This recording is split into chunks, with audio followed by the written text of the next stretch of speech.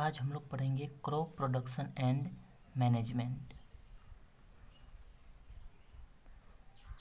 इस चैप्टर को पढ़ने से पहले हम लोग कुछ बेसिक जानकारी जानेंगे, जैसे कि all living organisms required food.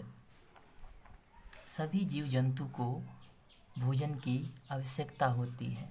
Energy from food is utilised by organisms for carrying out their various body functions such as digestion, respiration, excretion, circulation, etc.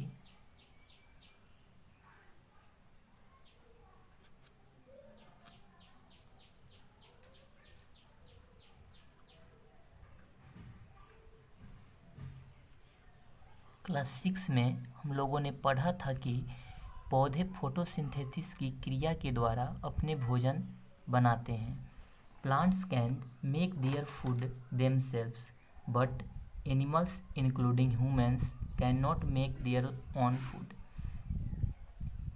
इसलिए ह्यूमन को क्रॉप प्रोडक्शन करना पड़ता है। Now we can start our chapter crop production and management. First we should know about crop. आखिर crop क्या होता है, फसल क्या होता है। When same kind of plants cultivated at one place on a large scale. जब एक ही तरह के पौधे एक ही स्थान पे बड़े पैमाने में उगाए जाते हैं या बोए जाते हैं, तब उसे क्रॉप कहा जाता है।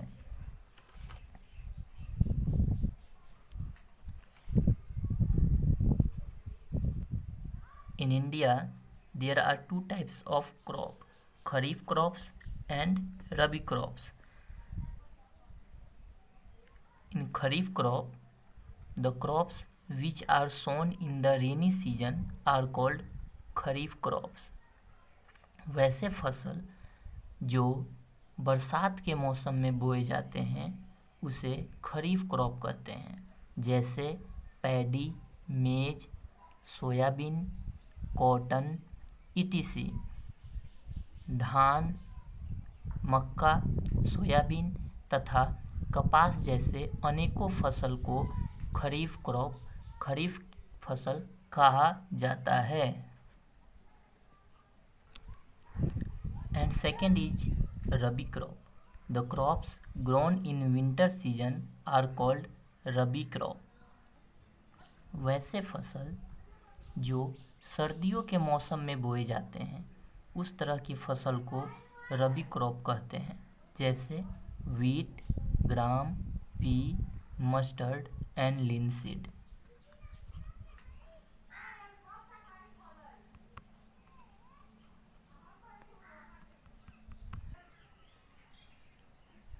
Now see this figure, steps of farming. First, preparation of soil. Second, sowing. Third, adding manures and fertilizers. Fourth, irrigation. Fifth, weeding. Sixth, harvesting. Seventh, threshing. And last is storage. All these practices are too important for crop production. Now, in order to provide food for a large population, there are three steps are too important. First is regular production. Second is proper management, and third is proper distribution. जब तक regular खेती नहीं होगी तब तक large population के लिए food पहुंचाना काफ़ी मुश्किल होगा। जब तक हम उस फूड का प्रॉपर मैनेजमेंट नहीं करेंगे, उसको सही ढंग से रखेंगे नहीं, जब तक उसको अच्छी ढंग से देखभाल नहीं करेंगे, तब तक वो क्रॉप सुरक्षित नहीं रह सकते हैं। और थर्ड इज प्रॉपर डिस्ट्रीब्यूशन, जिसको जितनी ज़रूरत हो उसको उसी के अनुसार से डिस्ट्रीब्यूशन भी बहुत आवश्यक है। Now we will study about basic practices of soil. First is preparation of soil. The process of loosening and turning of the soil is called tilling or ploughing. जब हम लोग मिट्टी को खोदते हैं उसी को हम लोग प्लाउजिंग कहते हैं। जैसे हम लोग ट्रैक्टर के द्वारा, प्लाउज के द्वारा, होई के द्वारा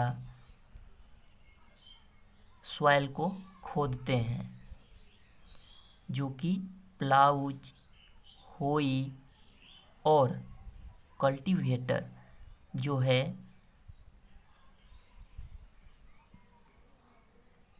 सॉइल प्रिपरेशन के लिए मेन एग्रीकल्चर एलिमेंट्स हैं।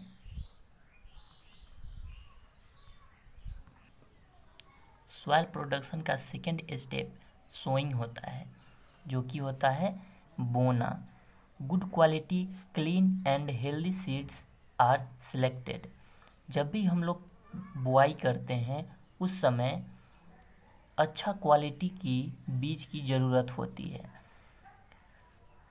Now selection of seed. Damage seeds become hollow and are lighter so they float on water. हम एक स्वस्थ एवं अच्छे बीज की पहचान उसे पानी में डालकर करते हैं। अगर हम किसी बीज को पानी में डालते हैं और वो बीज पानी के ऊपर तैरने लगता है, इसका मतलब है कि वो बीज स्वस्थ तथा साफ तथा अच्छा नहीं है। Tools for sowing. हम लोग बीज को बोने के लिए भी तरह तरह के टूल्स का उपयोग करते हैं, जैसे traditional tool and second is seed drill. क्योंकि हमें एक निश्चित दूरी तथा निश्चित गहराई में ही बीज बोनी होती है। This shows the seeds uniformly eight equal distance and depth. इसके लिए आज मॉडर्न युग में सीड ड्रिल की ज़्यादा प्रयोग किए जा रहे हैं। सीड ड्रिल बीजों को एक निश्चित दूरी पे तथा निश्चित गहराई में डालता है, जिसके बाद बीज अच्छे तरह से अंकुरित हो पाते हैं। It ensures that seeds get covered by the soil after sowing. This protects seed from being eaten by birds. हम लोगों को बीज बोने के उपरांत यह भी सुनिश्चित करना जरूरी होता है कि बीज जो है पूरी तरह से मिट्टी से ढका है या नहीं। अगर बीज मिट्टी से नहीं ढके होंगे तो पक्षी उन्हें खा जाएंगे और हमारा बीज नष्ट हो जाएगा। And third step is adding manure and fertilisers. Both manures and fertilisers are added to the soil in the form of nutrients for healthy growth of plants. जैसे हम लोगों को स्वस्थ शरीर के लिए तरह तरह के न्यूट्रिएंट्स, कार्बोहाइड्रेट, प्रोटीन, मिनरल्स की आवश्यकता होती है, उसी तरह से पौधों के विकास के लिए, पौधों के ग्रोथ के लिए मैन्यूर तथा फर्टिलाइजर्स की ज़रूरत होती है, जो कि मैन्यूर तथा फर्टिलाइज़र जो है कि एक न्यूट्रिएंट्स का ही फॉर्म है। Now first we will discuss about manure. Manure is an organic substance obtain from decomposition of plants and animal waste. Manure जो ये होते हैं, manure they are organic substance. जैसे ऑर्गेनिक सब्सटेंस कहने का तात्पर्य ये है कि हम लोग अपने डेली यूज में किचन के द्वारा निकले हुए पदार्थ, जैसे सब्जियों के छिलके, सब्जियों के पत्ते, फलों के छिलके, पेड़ पौधे की पत्तियाँ इत्यादि जब सड़ गल जाते हैं, जब वो डिकम्पोज हो जाते हैं, वही हम लोग का क्या होता है, मैन्योर बन जाता है। Decomposition is caused by some micro organisms. Decomposition का मतलब होता है सड़ना, गलना। डिकम्पोजिशन मुख्यतः माइक्रो ऑर्गेनिज्म के कारण ही होते हैं। कुछ बैक्टीरिया ही इसका कारण होते हैं। मैन्योर को बनाने के लिए वर्मी कंपोस्टिंग सबसे अच्छा तरीका माना जाता है। वर्मी कंपोस्टिंग में हम लोग किसी एक गड्ढे को खोदकर उसमें पत्ते, सब्जियों के छिलके इत्यादि डाल देते हैं तथा उसमें रेड वर्म डाला जाता है।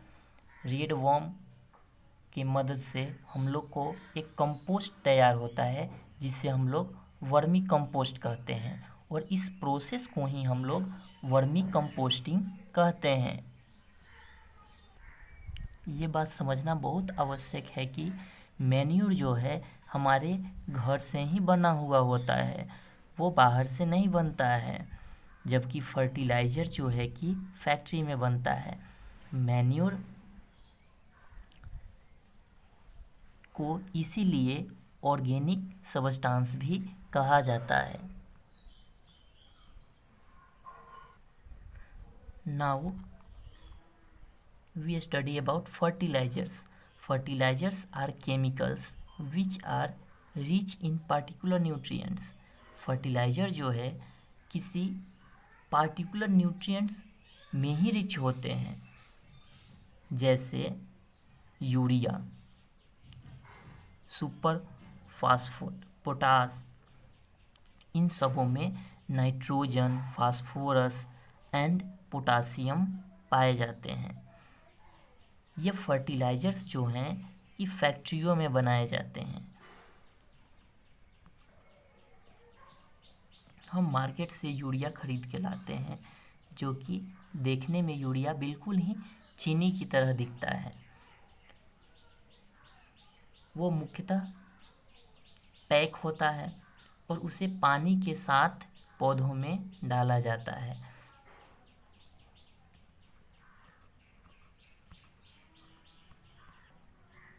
एनसीईआरटी बुक में एक टर्म आता है crop rotation. Crop rotation is a process, यह एक प्रोसेस है जिसमें डिफरेंट टाइप पर डिफरेंट के पौधे को बोया जाता है। जैसे बहुत सारे खेत होते हैं जिसमें सिर्फ गेहूं और धान ही बोए जाते हैं, लेकिन बीच बीच में कभी कभी उसमें डिफरेंट टाइप ऑफ क्रॉप्स जैसे लेजुमिनस प्लांट्स बोए जाते हैं। जैसे हम लोग कोई दलहन का खेती करते हैं, वो क्या करता है कि सॉइल की फर्टिलिटी को बढ़ाने में मदद करता है। Advantages of manure, it enhance the water holding capacity of soil. Manure जो है कि सॉइल का वाटर होल्डिंग कैपेसिटी को बढ़ाता है। It makes the soil porous due to which exchanges of gases become easy. Manure जो है कि मिट्टी को पोरस बनाता है, जिसके कारण गैसेस का सॉइल आसानी से एक्सचेंज कर पाते हैं। मतलब मैन्योर के कारण सॉइल में बहुत सारे छिद्र होते हैं, जिसके द्वारा गैस आसानी से एक्सचेंज हो पाते हैं। It increases the numbers of friendly microbes. हम लोग जानते हैं कि मिट्टी में बहुत तरह के माइक्रो ऑर्गेनिज्म होते हैं। इस तरह मैन्योर जो है कि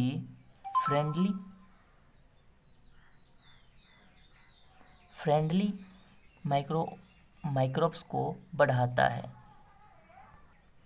and last is it improves the texture of soil. इस तरह से जो है सॉइल देखने में भी अच्छा लगता है। Now difference between fertilisers and manure.